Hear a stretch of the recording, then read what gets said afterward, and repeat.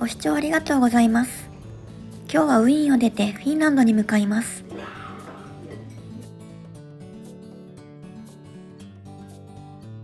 11時40分発のフライトなので3時間前に空港に着けるように出発。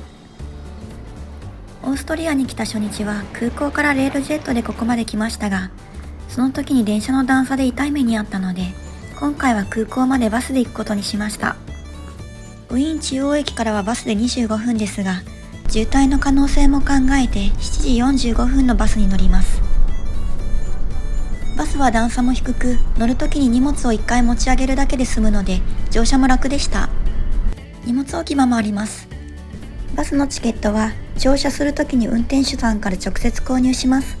人数を伝えてお金を払うだけなので、買い方は難しくありません。特に渋滞もなく、ほぼ時刻通りに到着。が、ウィーン国際空港のチェックインカウンターは分かりづらいです。今まで訪れた空港では、こんな感じで看板やボードなどがあって、各エアラインのカウンターが分かりやすかったのですが、この空港ではエアラインの看板などがなく、パッと見てどのチェックインカウンターかわからない感じでした。フライト案内の電光掲示板で、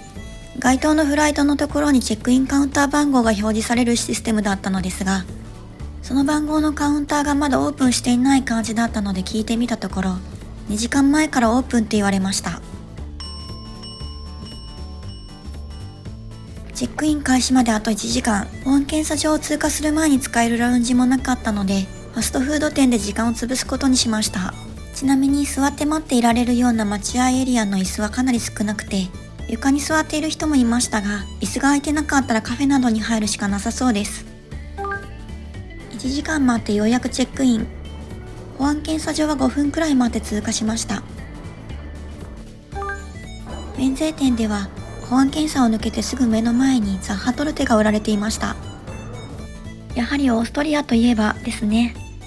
このまま日本に帰国するなら買ってみるのもありなのですが、私はこの後フィンランドなので購入せず、ザッハトルテのケースの周りちょうど日本人グループがいて、その人たちはザッハトルテを購入しているようでした。そういえば北米にいる間は日本語ツアー以外ではほとんど日本語を聞くことはなかったのですが、ヨーロッパに来てからは日本人観光客が多いのか、日本語が聞こえる頻度が高かったです。ザルツブルクのモーツァルトの聖歌でスタッフさんに日本語で話しかけられたりしたし、ロンドンでも同じホテルに日本人がいたり、バッキンガム宮殿などの観光地ではよく日本語が聞こえてました。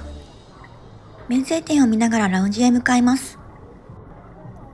ラウンジはこちら、ビエナラウンジです。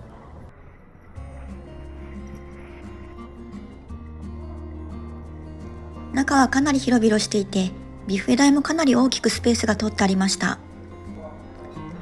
体感的には今まで入ったラウンジの中で一番広く感じました。お料理はまだ午前中だったので、卵やハム、チーズなどのモーニングメニューとホットミールが数種類ありました。モーニングという時間帯を考えても、これまでいたラウンジのビュッフェよりもお料理充実していると思います。蹄鉄の形をしたパンなどもあって美味しそうでした。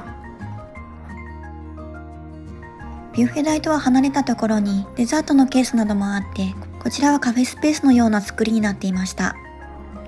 ラウンジの奥の方、窓に向かってソファーが置いてある席に座ります。とはいえ、ホテルで朝食をお腹いっぱい食べてましたし、この後機内食もあるので、デザート一つとコーヒー飲みいただきました。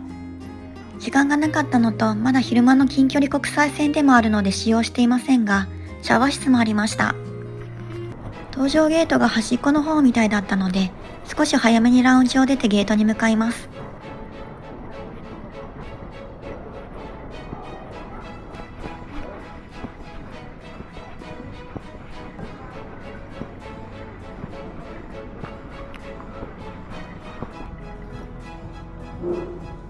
案内表示に従って歩いてきたのに C38 のゲートないぞと思ってたら、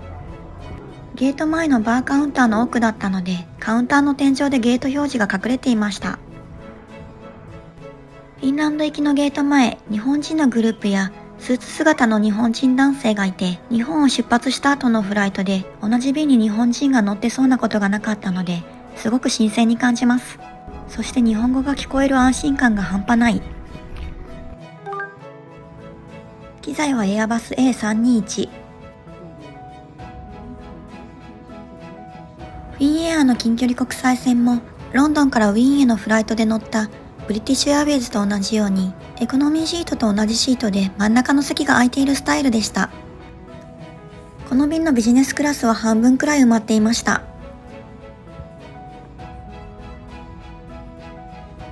席にはミネラルウォーターとブランケットが置いてありました。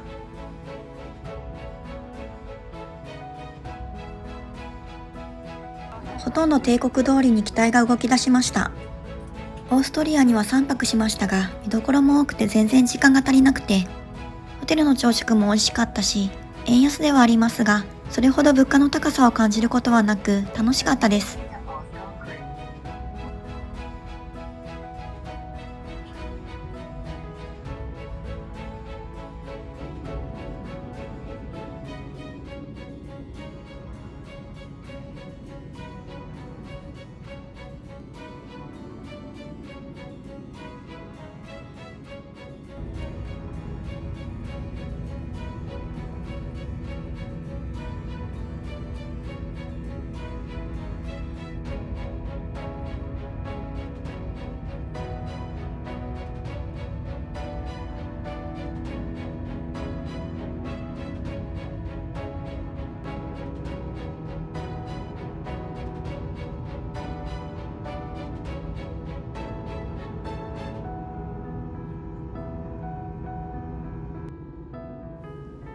離陸から40分くらいして機内食の準備が始まりました。ドリンクは紅茶をいただきましたが、カップが浅いのが気になる。機内は揺れるし、マグカップでもいいのではとちょっと思いましたが、こぼれないように気をつけて飲みました。こちらが機内食。メインプレートのお料理はお肉の煮込み料理と、隣はマッシュドカブチャ。かぼちゃの隣は多分ビーツのお料理でしたが、メニュー表がなかったので、味で多分ビーツだろうってことしかわからなかったです。左のお皿は多分カブのスライスの下にチーズ味の何かだったのですが、食感が良くて滑らかな味だったので、割と好みの味でした。あとはパンとマフィン、チョコレート2粒。ビジネスクラスは女性と男性の CA さんがそれぞれ1人ずつ担当されていて、男性の CA さんは機内食を撮影したら写真撮ろうかって声をかけてくれたり、私の履いていたスニーカーを褒めてくれたり、とてもフレンドリーでした。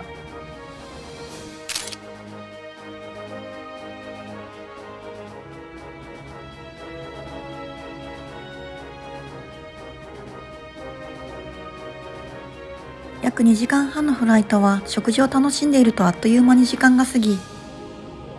シートモニターはないですが特に退屈する時間もなく、気がつけばフィンランド上空に来ていました。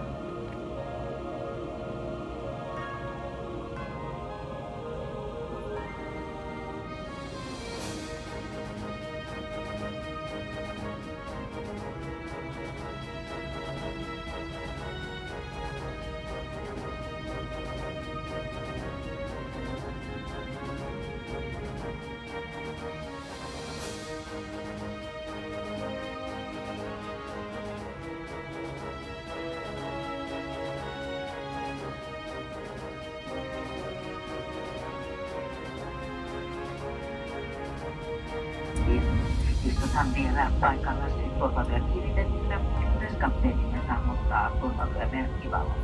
When opening an overhead hatch, please be careful so that items don't fall out. You may now switch off the flight mode on your handheld device. ヘルシンキ空港へ到着。宣言圏内のフライトだったので入国審査はありません。案内表示に日本語があって、日本人の旅客が多いのかなって思いました。次回の動画ではヘルシンキ中心部へ移動して観光の様子をお届けします。ぜひまた見に来ていただけたら嬉しいです。ご視聴ありがとうございました。